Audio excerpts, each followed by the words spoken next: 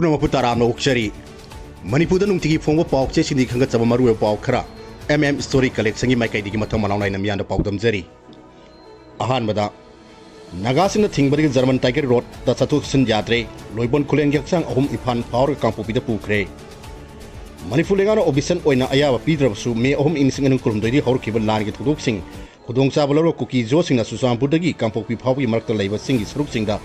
German Tiger Road हाइना मिंथोनबा intervillage road IVR अमा सेंगतुना चथुक चसिन तौ फावबो हौकबसु नंबी असिदा नागापुर की म्यूसिंगना थोरक्तुना अकनबा मोंगदा थिंगबा पिरकपदि ngarang ayu लोइबोन खुलेंदा चथगिबा एटेक्टा लेखिद्रबा खुन असिगी चिप महाकी लोइनबी अमसुंग कुंजा अमगी हक्चांग यावना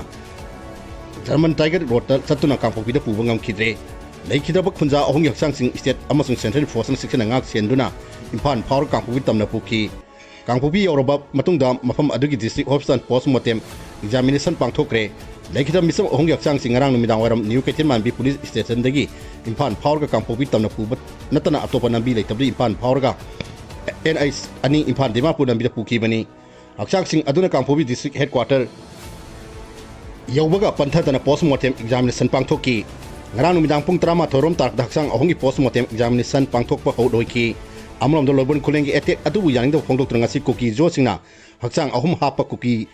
कुसिंग किलोमीटर 35 सांगमा लंबी कांपोपी डिस्ट्रिक्ट हेडक्वार्टर दी हौरगा फैजांगदा लेबा मातर सिमिट्री तमना पुदुना अरोय मथो मंगम पांथोक्रे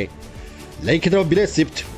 लेंखुलोन हॉकी मसाई सही कुंठा मरीदा सूरीबा नहानी अदुगा महाकी नोइनबी टीमना रितुबोय हॉकीपना सही कुनमंगा खतंगारिबनी थौदो असिदा लेखिद्रब अतोप खुंजा जामेंटन हॉकी कुंथ्रागिना महाकी नोइनबी अदु नावपुरीबनी हारी ngaranggi थौदो असिबो कन मोंग यानिंग फोंदोक्तुना कमिटी ऑन ट्राइबल यूनिटी कोटुना थौदो असिगी मतंग यूनियन एंगाक्ता मियंग संबी हाइना तक्सिनख्रे लेखिद्रब अहोंगी अरोय मथो मंगम पांथोकपदा कुकी NP मणिपुर प्रेसिडेंट यावना कुकी जोगी सकलारबा मियोय कियाना सरुक याकी पनबा यावदनेगा के अयाबा यावदना कुकी जोसिंगना सिंगी सरुकसिंग जर्मन टाइगर रोड हाइना मिंथोंदुना सेमजिलपगी मायोक्ता कोकुमी की कन्वीनर ओइरंबा खुराइजम अथौबना पिटिशनर ओइदुना ग्रीन ट्राइब्यूनल दा वकटपा लेख्रबनी ट्रिब्यूनल ननसु असिनसु अथिंगबा पिरख्रबनी लमदिंगलों नागा बिनेस नागा मिसम तरुक थादु अखोइगी लेंगा कदाइदा लेख्रबगे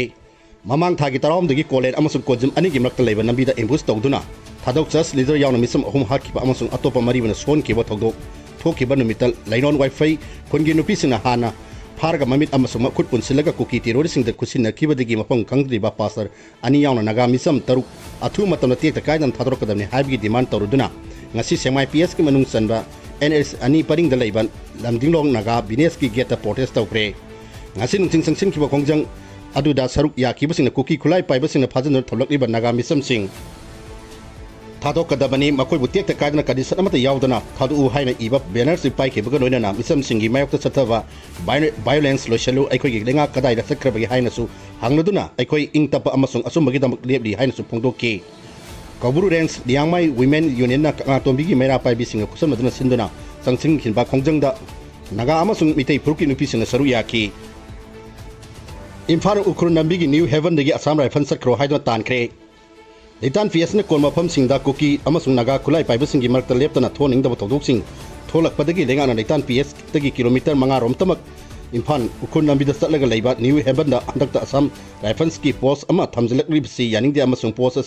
Hongdokuna sakidam ni haiduna naga purki miyosing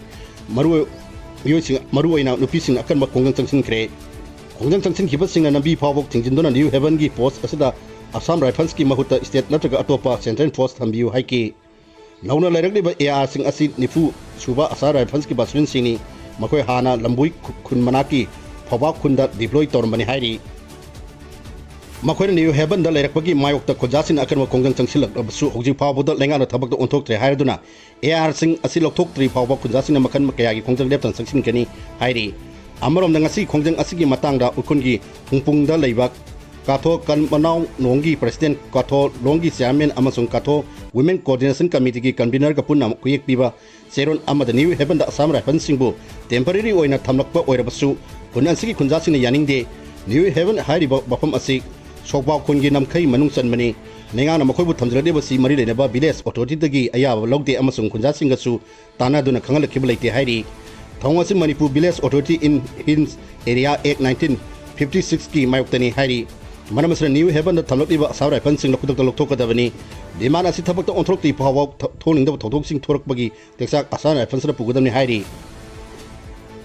UNC gi mifam Naga Fruki Apex Body ama oiriba United Naga Council UNC gi Emergency for Citizen mifam amang asi Senapati District Headquarter da leba council asigi loisang da pangthokre ayuk pung 13 dagi hokiwa mifam asi nungthen pung mga tarakpata loisan ki mifam asda on Naga Student Association gi Manipur Ansam Naga People's Movement for Human Rights amasung Naga Women's Union singba yauna UNC gi tongan ba Naga nupsing na mioi kunipan saruk yaki mifam asina UNC gi wari punamak stakeholder singa tanarga lawani haina yanaki amuk mapangi pau pizeri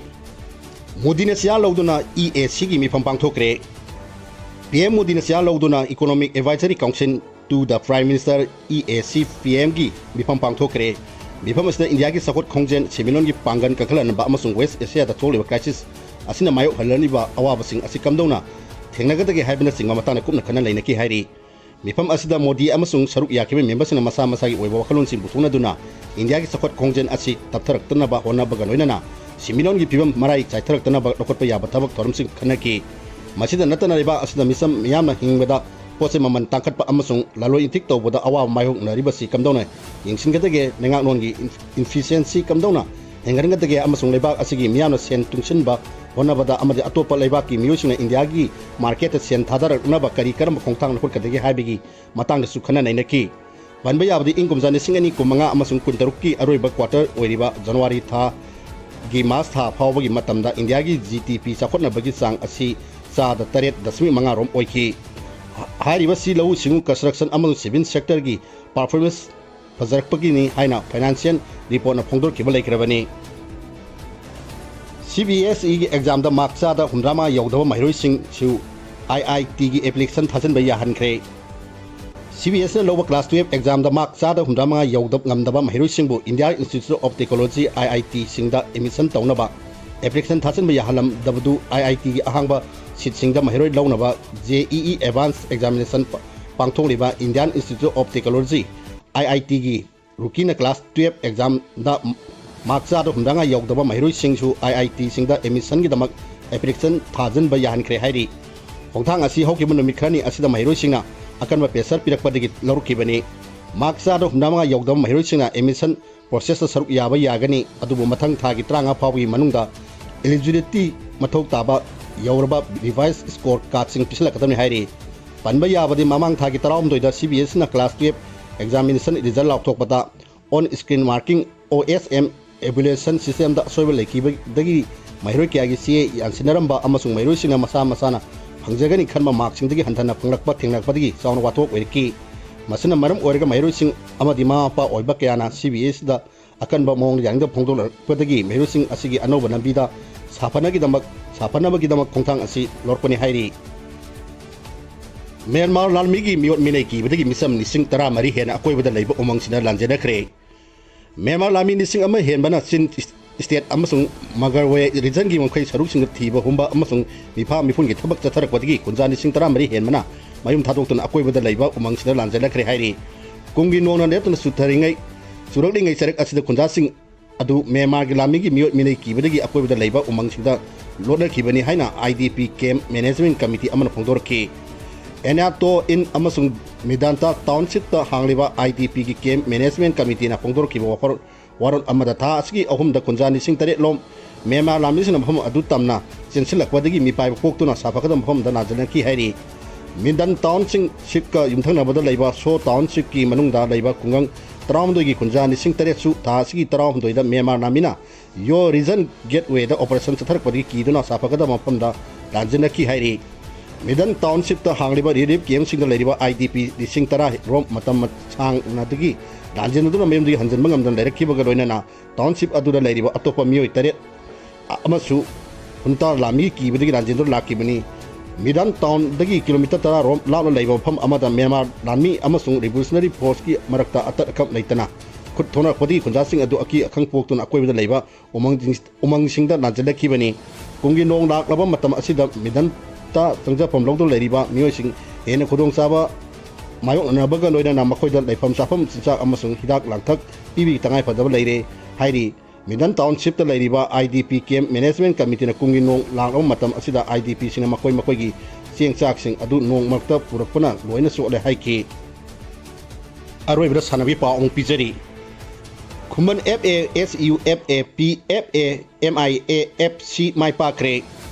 ai khoi gi umang yunam khuno da silaga impan is ki manung sana leiba yunam khuno playground da me kuntha dagi horga sathar liba anirak suba state level 9A side boys under 14 football tournament ising ani kuntaruki oina kuman FA SUFA PFA MIA AFC amadi itomba FA mai pakre ruang khongba amadi anina yahalkhidre apokpi arambang ongpi tamu leimagi mingda sponsor tawraga manipuri tongan ba football team ne puna kangrup nipana saruk yarga group league basis ta saradiba tournament asigi ngasi ahan ground ge league match ta kuman FA na PYPC kudong bambu panjan ani soino da maiti ba pikre kuman FA gi mai pakpagi panjan ani adu namjing ba amasung saunin na amam san kibani ani suba ground gi match sana kibadana SUF NRRC songbom league game panjan ani soino da maiti ba pikre SUFA gi mai pakpagi panjan sing aduna thonglen thongjam amasung mani thoiba sarumamna amam san kibani ahum suba ground gi match na PFA wangoina ONYC bu panjan ahum soino da maiti ba piki PFA gi panjin sing aduna nanchen ba Elias amasung Santos na sankibani ngasi mari suba amadi manga suba ground gi sanaki ba tongan ba match sing da MIAFC khabisoina F4 F Yunam Khuno bu panjin ani soida maiti ba piki bu loina tuamba football academy haru rona YST Yunam Khuno bu panjin ama soida maiti ba piki mai pakraba MIFC gi panjin sing adu Junet amasung Sadiana sankibani aduga itomba FA gi panjin aduna NG kenbina sankibani MM Stories collection mo miyang tabri khwai puno mapu amka na kurum zari paw zari